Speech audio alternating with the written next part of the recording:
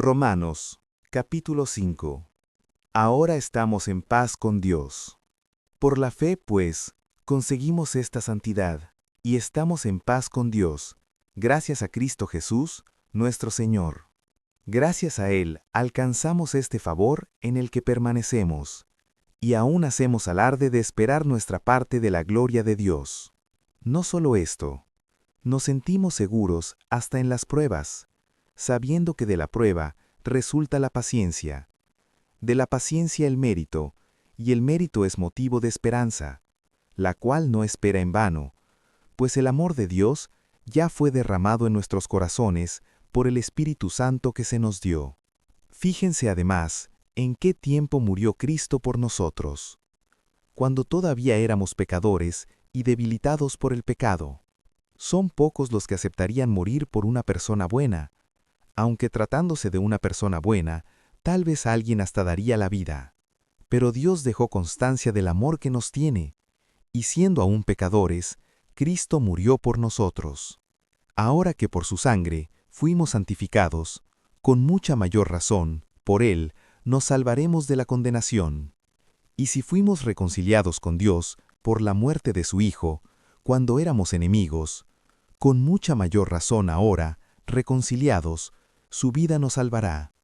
No solo esto, nos sentimos seguros en Dios por Cristo Jesús, nuestro Señor, por medio del cual hemos obtenido la reconciliación.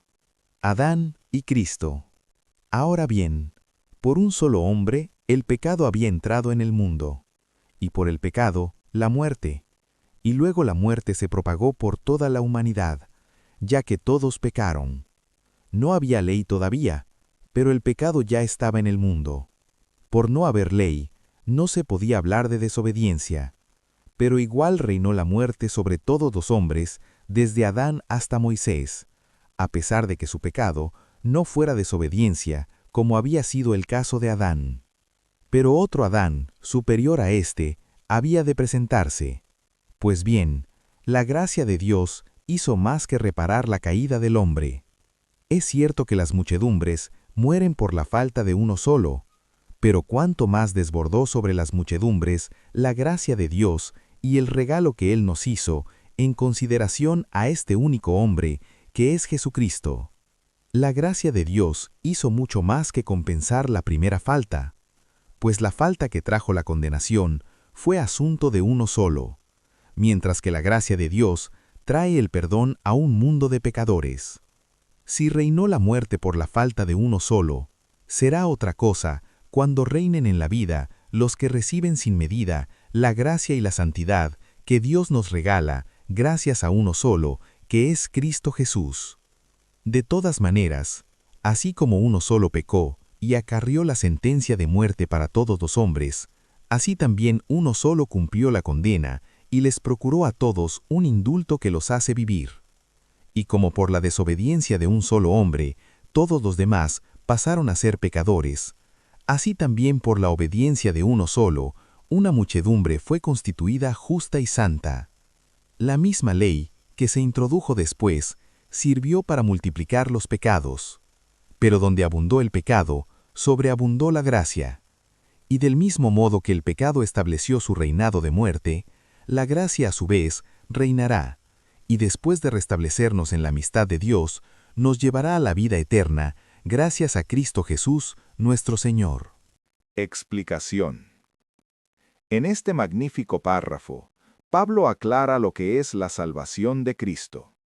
Hoy todavía muchísimos cristianos difícilmente concilian el Nuevo Testamento con el Antiguo.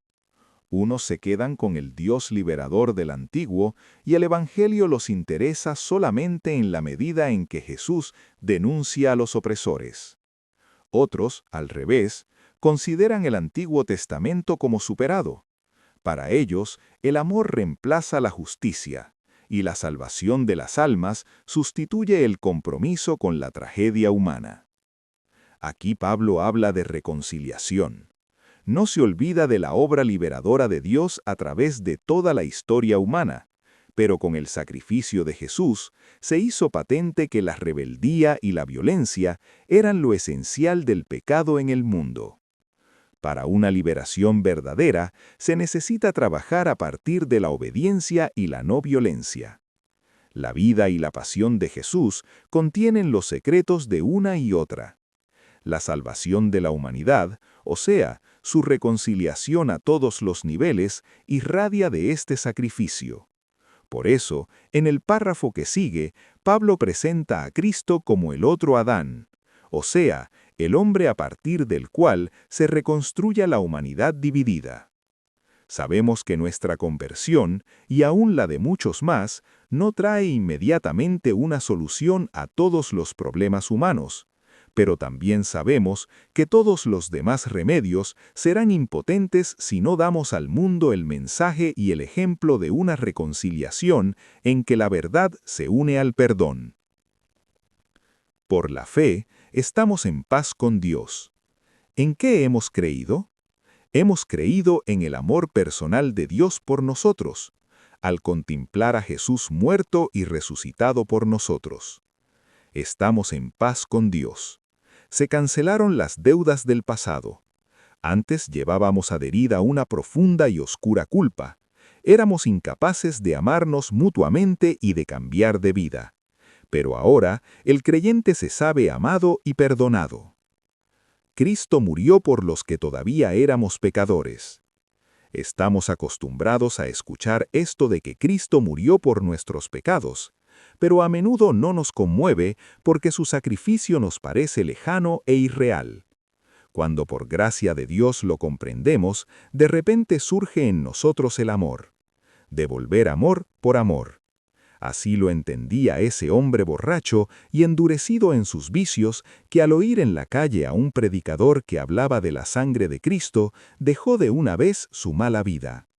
Como ese creyente que cuando iban a cortarle una pierna se negaba a ser anestesiado, para sufrir por Cristo.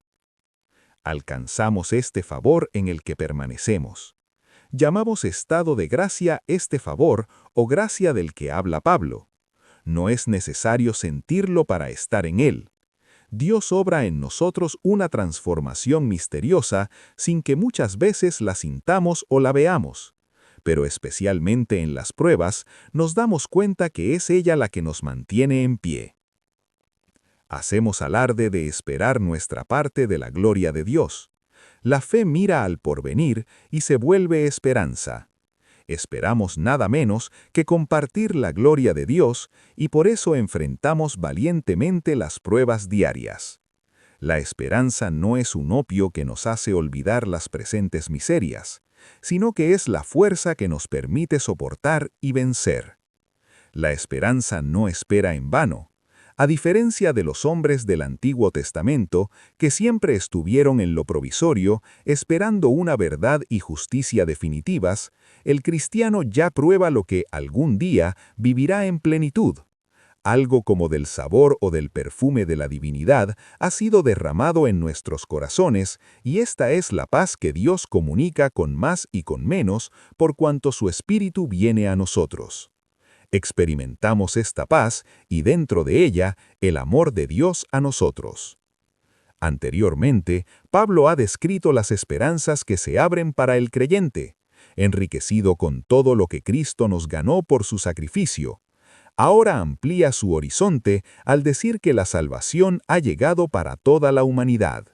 Para Pablo, como para los judíos de su tiempo, Adán designaba a la vez el primer hombre creado y también la humanidad en su conjunto. Pablo nunca pensó, como algunos pensaron después, que el pecado del primer padre había sido castigado en la persona de todos sus descendientes, sin que fuera culpa de ellos. Desde los comienzos de la humanidad hasta la actual generación, un solo Adán despierta a la vida desconfiado, rebelde y violento. Sin olvidar que el primer pecado tuvo repercusiones excepcionales, un sinnúmero de rebeldías posteriores hicieron la existencia humana cada día más pesada y extraña al plan de Dios. En estos párrafos, el pecado se refiere al conjunto de las fuerzas que mantienen a la humanidad cautiva e inclinada al mal.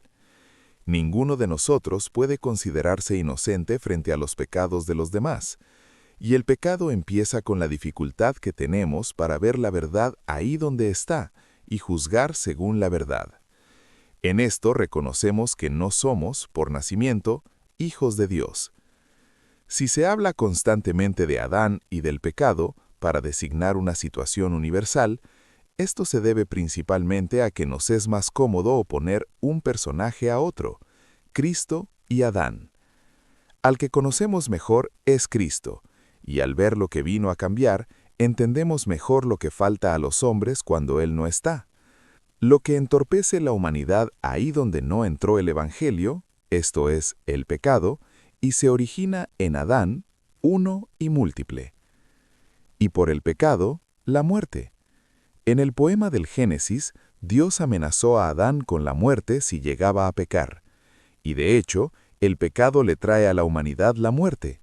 No solamente las muertes ocasionadas por los conflictos entre los hombres, no solamente la muerte física que nos llega a cada uno, sino también la muerte en un sentido más amplio, la muerte espiritual.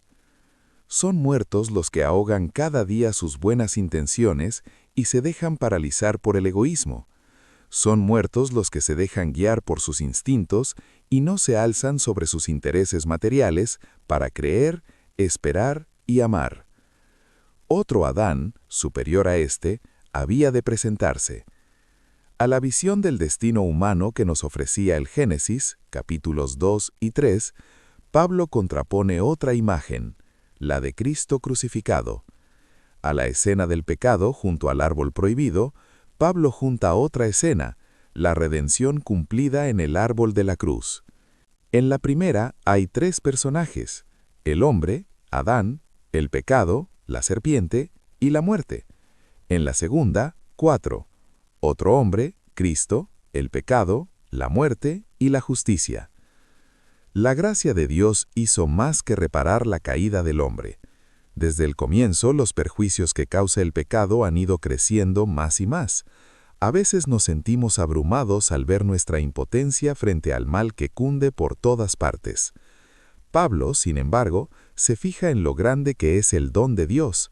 Mientras la humanidad va creciendo y el pecado se desarrolla en todas las áreas de la civilización, Dios también va multiplicando, para todos, los llamados a liberarse de la esclavitud del mal.